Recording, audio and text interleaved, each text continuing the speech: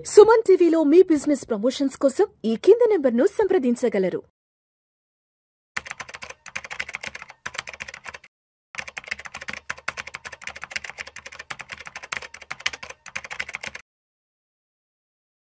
Suman TV ప్రేక్షకులకు స్వాగతం. నేను doctor Anil Kumar Bachchu, certified financial planner. మనతో పాటు నా ఫెలో మార్కెట్ అనలిస్ట్ ప్రభు గారు ఉన్నారు. నమస్తే సార్. నమస్తే అండి. నమస్తే సార్. ఇప్పుడు అందరూ మాట్లాడుతున్న ఒక విషయం ఏంటంటే, డాలరు రూపాయి మారకం ఏదైతే ఉందో దాని గురించి అందరూ డిస్కషను, అందరూ అంటే హాఫ్ నాలెడ్జ్ అనుకోండి, ఫుల్ నాలెడ్జ్ అనుకోండి. నంబర్ ఇప్పుడు 90 దాటింది. ఇవాళ ఎస్పెషల్లీ నిన్న ఓవర్ నైట్ చూసుకుంటే 90 రూపీస్ దాటింది కన్వర్షన్ అయితే ఉందో యూఎస్ డాలర్కి అగైనెస్ట్గా 90 రూపాయలు అనేది. చాలామంది ఏంటంటే దాన్ని ఒక నెగిటివ్గా చూస్తూ ఉన్నారు. ఆరు కొద్దిమంది ఏంటంటే ఇది ఇబ్బంది లేదని ఇంకొక రకంగా కౌంటర్ కూడా చెప్తా ఉన్నారు. సో ఈ కన్వర్షన్ ఎస్పెషల్లీ ఈ లాస్ట్ ఇయర్ కూడా ఒక 20-30 ఒక 3-4 రూపాయలు అంటే 86 దగ్గర మొదలై దగ్గర ఇప్పుడు 90 దాకా వచ్చాము.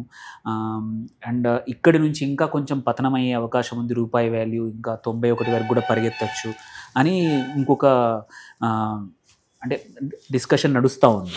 సో ఇలాంటప్పుడు ఈ రూపాయి పతనం అనేది ఇన్వెస్టర్పై సానుకూలంగా ఆర్ ఫర్గా కానీ అగైనెస్ట్గా కానీ ప్రతికూలంగా ఎటువైపు అంటే ఎటువైపు ఉండొచ్చు, ఇన్వెస్టర్స్ దీన్ని ఎలా తీసుకోవచ్చు, ఆర్ కొన్ని సెక్టర్లకు ఇది పాజిటివ్, కొన్ని సెక్టర్లకు నెగిటివా? సో ఆన్ ద హోల్ ఇది ఎవరికి మంచిది, ఎవరికి చెడ్డది? నిజంగానే ఇది ఏమైనా భయపడాల్సిన అంశమా? అంటే ఇప్పుడు మీరు అన్నట్టు పాజిటివ్ అంటే ఐటీకి మంచి పాజిటివ్. సో డాలర్ కన్వర్షన్లో వాళ్ళకి ఇది వస్తుంది కాబట్టి, సర్వీస్ ఓరియంటెడ్ మనం చేస్తున్నాం కాబట్టి ఆ కన్వర్షన్లో 90 రూపీస్ అంటే వాళ్ళకి హ్యాపీ. అందుకని ఇవాళ కూడా మైనస్లో ఉంటే మార్కెట్, ఐటీ ఇండెక్స్ కూడా ప్లస్లో ఉంది. సో 90 దాటింది కదా ఐటీ ఇండెక్స్ ఎస్పెషల్లీ ఈ సంవత్సరము. It's beat and down index. అవును, అది దానికి ఒక ఇది ఊపిరి లాంటిది అన్నమాట. 20% డౌన్ అయింది. ఇంకా అంటే ఎఫ్ఎంసీజీ, ఐటీ బాగా ఇబ్బందులో ఉన్నాయి. సో ఇప్పుడు కొంచెం బూస్ట్ అన్నట్టు 90 రూపీస్ అంటే. సో జనరల్గా ఇప్పుడు యూఎస్కి పంపించే వాళ్ళు, పేరెంట్స్ అన్న ఎవరన్నా ఎంఎస్ కోసం పంపించే వాళ్ళకి ఇబ్బంది. కన్వర్షన్లో they have to pay more. So అది కొంచెం ఇబ్బందులు ఉంటాయి. ఎందుకు అంతా ఒకేసారి ఆల్ ఆఫ్ ఎసడ్ అంటే ఈ మధ్యన అంటే డైలీ రోజుకి కూడా పెరుగుతూనే ఉంది. సో లాస్ట్ 2-3 మంత్స్ ముందే అమ్మో 90కి వెళ్ళిపోతున్నా, 100కి వెళ్ళిపోద్దా అని భయం వేస్తుంది. సో అంత ఎక్కువ అయినప్పుడు ఏదైనా ఎక్స్పోర్ట్ ఇంపోర్ట్ ట్రేడ్ ఇంబ్యాలెన్స్ ఇవి కూడా వస్తాయి. సో అది కొంచెం ఇబ్బంది. ఎట్లయినా ఎప్పుడంటే 40 రూపీస్ ఒక దశాబ్దం ఉందండి. అవును, 40 రూపీస్లో అక్కడి నుంచి చిన్నగా పెరుగుంటాం. ఎందుకంటే తక్కువ ఉంటేనే బెస్ట్, ఎక్కువ ఉంటే కొంచెం ఇబ్బందులు వస్తాయి. సో ఈ రీసెంట్గా చూస్తే అది 90.28-24 దాకా వచ్చింది. 90 క్రాస్ అయింది. సో ఇప్పుడు ఎందుకు అంత ఆల్ ఆఫ్ ఏ సడన్ అంత పెరిగింది అంటే, ఈ రీసెంట్గా చూస్తే 4.9% పెరిగింది ఈ షార్ట్ టర్మ్లో, వెరీ షార్ట్ టర్మ్లో. సో ఎందుకంతా చూస్తే అంటే ఎప్పుడు నవంబర్ 3న దాదాపుగా అక్కడి నుంచి 1 రూపీ పెరిగింది. సో నవంబర్ 3న అంత ఇదిలో, సో ఏదైనా 89 ఆ రేంజ్లో ఉంది. సో 90 వరకు వచ్చింది. సో ఇప్పుడు పరిస్థితి ఏంటి అంటే, మెయిన్ జీడిపి ఏమో 8.2% వచ్చింది, మరి ఐఎన్ఆర్ ఏమో 90 ఉంది. ఏంటో మ్యాజిక్ అసలు. అంటే అన్ని బాగున్నప్పుడు why it is going like anything. FIIs they are going out. Money అనేది ఈక్విటీ మార్కెట్ నుంచి పోతోంది. సో మెయిన్ అదే కారణం. సో అది అక్కడ తీసుకుంటే one of the reason, 2 issues తీసుకుంటే NDF నాన్ డెలివరీ ఫార్వర్డ్ అవి కూడా కంప్లీట్ అవుతున్నాయి. దాని నుంచి మనకు బయటకు వచ్చి డాలర్ని డిమాండ్ ఎక్కువ పెరుగుతోంది. సో కన్వర్షన్ డాలర్లో ఇది చేస్తున్నారు కాబట్టి కొంచెం డాలర్ పెరుగుతూ ఈ INR తగ్గుతోంది. మెయిన్ అదే అనుకోవచ్చు అండి. ఈ 2 రీజన్స్.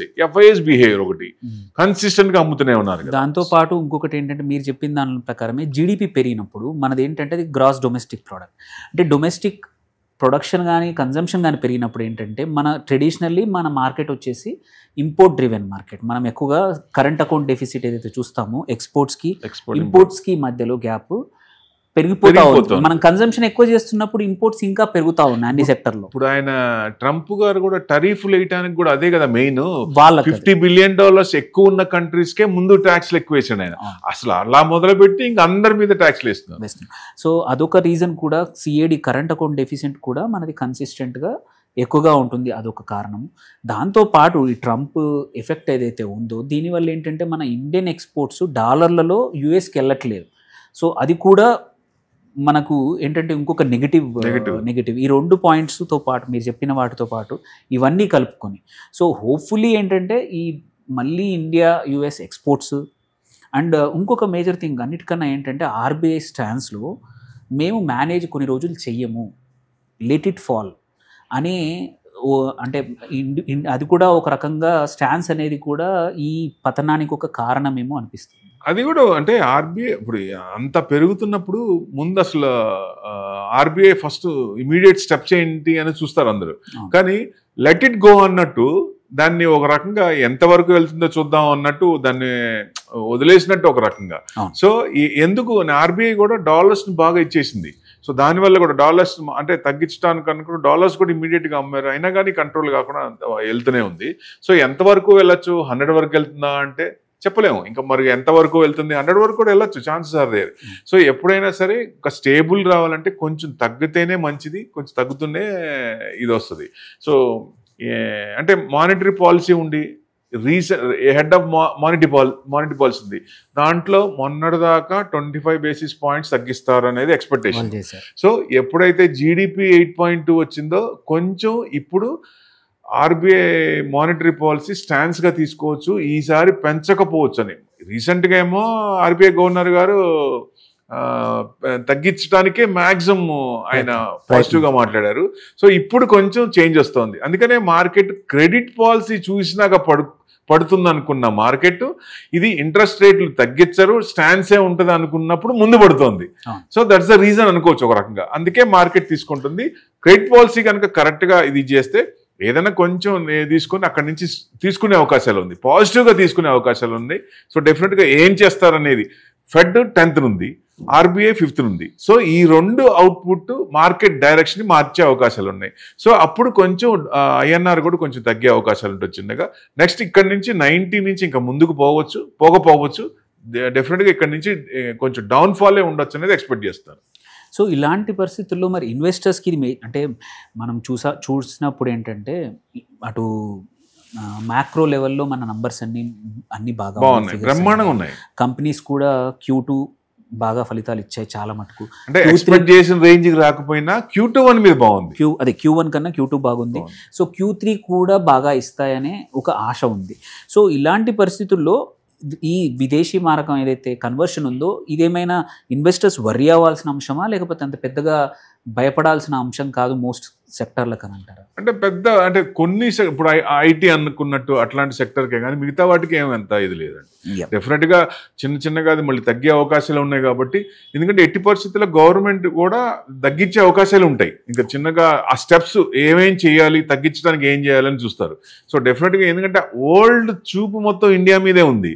సో ఇక్కడ ఇన్వెస్ట్మెంట్ చేయాలి, వార్స్ ఉన్నప్పుడు కూడా ఇండియా సైడ్ పాకిస్తాన్ వార్ అప్పుడు కూడా మేము అక్కడ ఇన్వెస్ట్మెంట్ చేయాలి, ఇట్లాంటి వార్స్ని ఆపేయండి అని చెప్పి యుఎస్ ప్రెసిడెంట్ మీద పెద్దన్న పొజిషన్ మీద ఆయన్నే కొంచెం ప్రెజర్ చేసి ఇది చేశారు.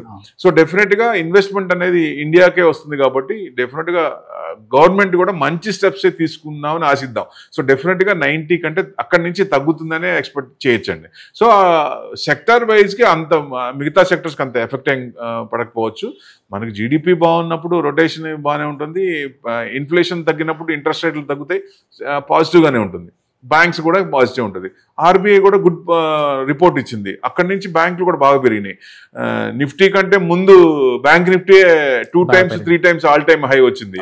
సో ఇక్కడ ప్రాఫిట్ బుకింగ్ అనేది సర్వసాధారణం. సో దానివల్ల రీట్రేస్మెంట్ వచ్చేదే కానీ నెగిటివ్ ఏం లేదు.